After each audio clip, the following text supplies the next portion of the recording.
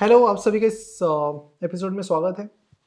तो इस एपिसोड में हम बात करेंगे कि अलग अलग टाइप के स्टॉक्स कौन से हैं, और इस एपिसोड के बाद हम एंटर करेंगे थोड़ा और प्रैक्टिकल जर्नी की तरफ, जहां पर हम ये समझेंगे कि स्टॉक के सिलेक्शन के लिए आपको क्या कुछ देखना है। तो मतलब कोशिश कीजिए कि आप इन सारे लेक्चर्स को सिंक में एक बार ही देख लीजिए रादर देन पार्ट में, क्योंकि एक सिंक बैठेगा तो जल्दी समझ में आएगी चीज़ें और सारे कंसेप्ट एक साथ ही क्लियर हो जाएंगे। बस और कुछ थोड़ा टाइम है, वो आप बने रहिए और मैं आपसे वादा करता हूँ कि सारी चीज़ें प्रैक्टिकली आप समझ जाएंगे। तो बढ़ते हैं कि टाइप ऑफ स्टॉक्स, यानी मार्केट में कितनी कंपनीज हैं। सो बीएसई और एनएसई मिलकर मार्केट में टोटल 5000 प्लस कंपनीज हैं जो स्टॉक एक्सचेंज पर लिस्टेड है, जिसका मतलब है कि इन कंपनीज ने कभी ना कभी लोगों से पैसा रेज किया है और अब वो सेकेंडरी मार्केट में ट्रेड हो रही है एनएसई बीएसई पर, जिनके शेयर्स आप कभी भी बाई सेल कर सकते हैं। अब ये जो 5000 कंपनीज हैं, इन सबको एनालाइज करना तो टफ है, तो इसीलिए इनकी कुछ कैटेगरीज बन गई। कैटेगरीज कौन कौन सी है? तो सबसे पहली कैटेगरी आपकी है लार्ज कैप, फिर आती है कैटेगरी जिसका नाम है मिड कैप, और फिर एक कैटेगरी आती है जिसका नाम है स्मॉल कैप, फिर एक और है माइक्रो कैप, और फिर आते हैं पेनी स्टॉक्स। बड़ा इंटरेस्टिंग ये चैप्टर होने वाला है, क्योंकि यहाँ पर हम ऐसे कुछ चीज़ों की बात करने वाले हैं जो 95% लोग कर रहे हैं। इन्हें अवॉइड करके भी आप काफ़ी सारा पैसा बचा सकते हैं अभी के अभी शुरुआत में। देखिए, इंडिया में प्रॉब्लम क्या है कि शुरुआत में ना लोग डायरेक्टली मार्केट में एंटर करते हैं, कुछ ऐसी गलतियाँ करते हैं कि जिससे पैसा जाना उनका तय है। पैसा जाता ही जाता है, फिर पैसा जाने के बाद फिर उन गलतियों से वो सीखते रहते हैं। तो मेरा ये मानना है कि स्मार्ट लोग क्या करते हैं, हमेशा खुद की गलतियों से तो वो सीखते ही सीखते हैं, no doubt. They keep learning from others mistakes. इसलिए वो बुक पढ़ेंगे, वो ब्लॉग पढ़ेंगे, वो कोर्सेज देखेंगे, वीडियोस देखेंगे, और बाकी लोग क्या गलतियां कर रहे हैं उससे सीखने की कोशिश करेंगे और स्मार्ट बनते चले जाते हैं इस प्रोसेस में। तो इसलिए जनरली कहा जाता है ना कि जो लोग स्मार्ट होते हैं वो बुक्स ज़्यादा पढ़ते हैं, because they keep learning from others life, others mistakes. ये बड़ा इंपॉर्टेंट है। तो मैं इस पूरे लेक्चर में आपको कुछ ऐसी चीज़ें बताने वाला हूँ जो आम लोग जिसमें पर्टिकुलरली बहुत मिस्टेक्स कर रहे हैं, पर्टिकुलरली लास्ट कैटेगरी में पेनी स्टॉक्स की। तो सबसे पहले समझते हैं लार्ज कैप क्या होता है। लार्ज कैप यानी बड़ी कंपनीज, यानी क्या है कि बड़ी कंपनीज, लार्ज कंपनीज।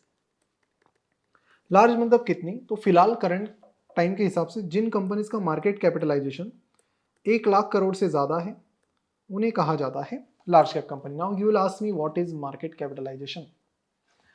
तो मार्केट कैपिटलाइजेशन हमें यह बताता है कि अगर किसी कंपनी का मार्केट कैपिटलाइजेशन है 10,000 करोड़, तो उसका मतलब क्या है? हर कंपनी का एक मार्केट कैपिटलाइजेशन होता है जिसका शॉर्ट फॉर्म है मार्केट कैप। तो ये मार्केट कैप क्या होता है? 10,000 करोड़ का मार्केट कैप किसी कंपनी का है तो उसका ये मतलब है कि अगर आज आप उस कंपनी को खरीदना चाहते हैं तो 10,000 करोड़ में आप उसे खरीद सकते हैं। मार्केट में आप सीधे उस कंपनी के शेयर्स बाय करके उसके शेयर्स खरीद के 10,000 करोड़ में आपको वो कंपनी मिल जाएगी। उससे हमें मतलब क्या पता चलता है कंपनी की साइज कितनी है। 10,000 करोड़ की आप बोलेंगे हाँ यार अच्छी खासी कंपनी है। रिलायंस इंडस्ट्रीज 15 लाख करोड़ से ज्यादा का मार्केट कैप है। 15 लाख करोड़, सबसे बड़ी कंपनी इंडिया की।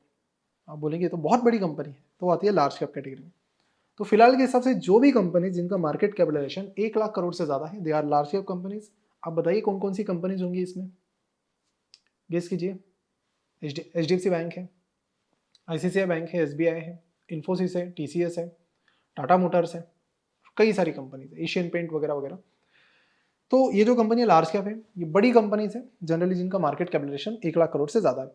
अब देखिए, ये जो बड़ी कंपनीज है ये ऑलरेडी बहुत ग्रोथ कर चुकी होती है, तो इसमें आपको बहुत ज़्यादा ग्रोथ पोटेंशियल मिलेगा क्या? चांसेस बहुत कम है। तो लार्ज कैप में आपको ज़्यादा अपॉर्चुनिटीज नहीं मिलती because this company already grown. आपको क्या ढूंढना है? आपको फ्यूचर में, आपको अभी के टीसीएस नहीं चाहिए, आपको फ्यूचर में जो कंपनीज बड़ी बनेगी वो चाहिए। आपको अभी के एचडीएफसी बैंक नहीं चाहिए, आपको फ्यूचर में जो बैंक बहुत तेजी से बड़ी बनेगी वो चाहिए। एचडीएफसी बैंक ने रिटर्न दे दिए लोगों को, now it has become very very big. तो सेफ्टी के लिए आप इन्हें ले सकते हैं लार्ज कैप को, क्योंकि उनमें रिस्क बहुत कम होता है। इन कंपनी के साथ फाइनेंशियल बैकअप बहुत ज़्यादा होता है, प्रॉफिट बहुत ज़्यादा ये कमाते हैं, कैश सरप्लस बहुत ज़्यादा होती है, इसीलिए इन कंपनीज के फेल्यूर के चांसेस सबसे कम होते हैं। तो इनकी कैटेगरी आती है लो टू मीडियम रिटर्न्स। ये आपको रिटर्न्स लो टू मीडियम देंगे, बट आपको लो रिस्क भी आपको प्रोवाइड करेंगे। लो रिस्क लो रिटर्न वाली कैटेगरी मतलब लार्ज कैप। मीडियम रिटर्न भी दे सकते कभी कभार। स्टॉक मार्केट्स को गैम्बल, जुआ, सट्टा ना जाने क्या क्या नाम से बुलाया जाता है, लेकिन स्टॉक मार्केट ही एक ऐसी जगह है जहां आप लंबे समय में 15 to 20% रिटर्न्स एवरी ईयर बना सकते हैं। बट अब इशू ये है कि आप इन्वेस्ट करो तो करो कैसे। वेल, उसके लिए मार्केट्स को समझना बहुत इंपॉर्टेंट है। इसी रीजन से हमने नमस्कार प्रसाद के साथ A to Z of stock market का कोर्स बनाया है, जहां हमने स्टॉक मार्केट के सारे बेसिक्स कवर किए हैं। ये कोर्स को देखने के बाद आप मार्केट्स को इजीली समझ पाएंगे और धीरे धीरे एक बेहतर इन्वेस्टर बन पाओगे। इसीलिए ये वीडियो देखने के बाद ये कोर्स चेकआउट कीजिए और इंश्योर कीजिए कि आप स्टॉक मार्केट की जर्नी में किसी से पीछे ना रहें। इस कोर्स का लिंक डिस्क्रिप्शन में है। Now let's get back to the video. उसके बाद कैटेगरी आती है मिड कैप। मिड कैप मतलब वो कंपनी जिनका मार्केट कैपिटलाइजेशन जनरली 25,000 करोड़ से 1 लाख करोड़ के बीच होता है। ये मीडियम साइज आती है कंपनीज। इसमें medium returns, medium to high returns आपको मिल सकते हैं, और रिस्क भी इसमें मीडियम होता है। यानी लार्ज कैप के कंपेरेटिवली फेल होने के चांसेस मिड कैप के ज़्यादा ही है, पर रिटर्न देने के चांसेस भी ज़्यादा है। तो अगर आप यंग हैं तो आप मिड कैप कैटेगरी की तरफ जा सकते हैं, ठीक है। और अपना पोर्टफोलियो का रिस्क कम करने के लिए आप कुछ लार्ज कैप स्टॉक भी अपने पोर्टफोलियो में रख सकते हैं। जैसे कि मिस्टर झुंझुनवाला ने जब टाइटन में इन्वेस्ट किया था तो it was a small cap stock, वो इस कैटेगरी में आता था। स्मॉल कैप कौन से हैं? जिनका market capitalization is less than 25,000 crore, वो स्मॉल कैप कैटेगरी में आते हैं। उन्होंने जब इन्वेस्ट किया तब वो स्मॉल कैप थी, आज वो लार्ज कैप बन गई है, ठीक है। तो आपको इस कैटेगरी में भी काफ़ी सारी कंपनीज मिलेगी, but large cap is very very risky, this is very risky. यहाँ पे फेल्यूर का रेट काफ़ी ज़्यादा है, कंपनीज फेल हो सकती है। तो जब तक आप अच्छे इन्वेस्टर नहीं बन पाते, एक्सपर्ट नहीं बन पाते, इस कैटेगरी में मत जाइए। Very risky and they could give you high returns, because बहुत छोटी कंपनीज होती है तो ग्रोथ अपॉर्चुनिटीज ज़्यादा है, बट बहुत छोटी कंपनीज है तो कैश भी ज़्यादा नहीं होती है, फाइनेंशियल बैकअप भी ज़्यादा नहीं होता, तो रिसेशन आ जाता है, फेल हो जाती है, और कोई प्रॉब्लम आ जाता है, फेल होने के चांसेस ज़्यादा है। तो इसलिए स्मॉल कैप कंपनीज बहुत सोच समझ के चलना है। और उसके बाद फिर आते हैं माइक्रो कैप कंपनीज, जिनका मार्केट कैपिटलाइजेशन 1,000 से 5,000 करोड़ के बीच होता है, 1,000 to 5,000 करोड़। और फिर पेनी स्टॉक्स होते हैं जिनका मार्केट कैपिटलाइजेशन 1,000 करोड़ से कम होता है।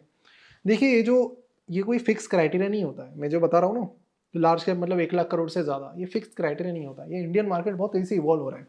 मैंने जब करियर की शुरुआत की तब 30,000 करोड़ के ऊपर की जो कंपनीज थी उन्हें लार्ज कैप कंपनीज कहा जाता था।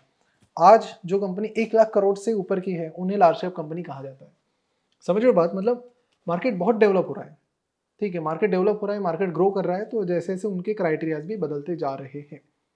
आज से 5 साल बाद जो लार्ज कैप कंपनीज रहेगी उसका मार्केट कैपिटलाइजेशन में लिख के दे सकते हो 1.5 लाख करोड़ के ऊपर का होगा, क्योंकि फिर उसके बाद 1 लाख करोड़ में आने वाली कंपनीज बहुत सारी हो जाएंगी, कई सारी, फिर वो मिड कैप कैटेगरी बन जाएंगे 1 लाख के आसपास आने वाले 5-7 साल बाद। तो ये हो गया क्लियर। अब इन्वेस्ट कहाँ पे करना है? तो as a beginner you focus on this two, large cap and mid cap, क्योंकि इसमें रिस्क कम है। तो बेटर है कि पहले रिस्क को मैनेज करना सीख लो स्टार्टिंग एज में। पहले ही साल डबल के रिटर्न, ट्रिपल रिटर्न, ज़्यादा रिटर्न वाले स्टॉक की तरफ मत भागो।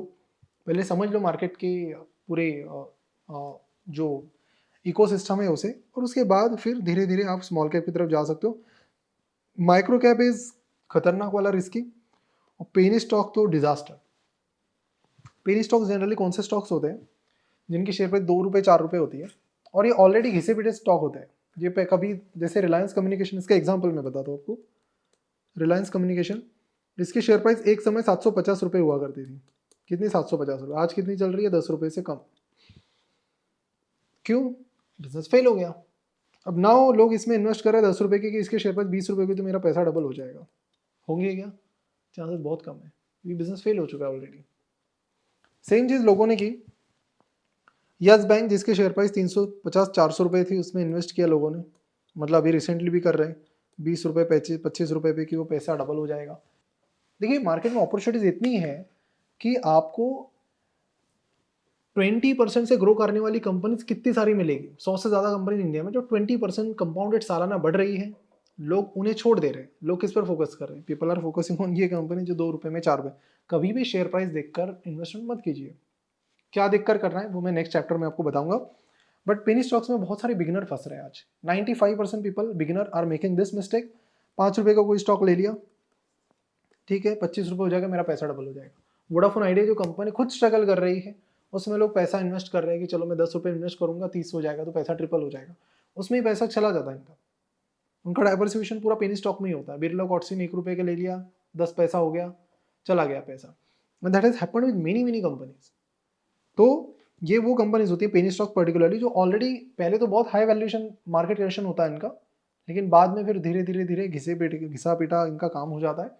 दे आर द फेल्ड कंपनीज और द कंपनीज जो कुछ नहीं बची, जैसे जेपी एसोसिएट्स, कुछ नहीं बचा है, people are investing in Lanco Infra, कुछ नहीं बचा है, people are investing in it, क्योंकि वही है कि डबल होने के चांसेस ज़्यादा है। ऐसा नहीं होता। अगर किसी कंपनी की शेयर प्राइस 200 रुपये है और उसका बिजनेस सही में डबल हो जाता है तो उसको 400 होना ही होना है फिर वो। और 10 रुपये वाली कंपनी के लिए भी सेम ही लॉजिक है कि अगर वो 10 रुपये की कंपनी है, उसका बिजनेस डबल होगा तभी तो 20 रुपये होगा शेयर।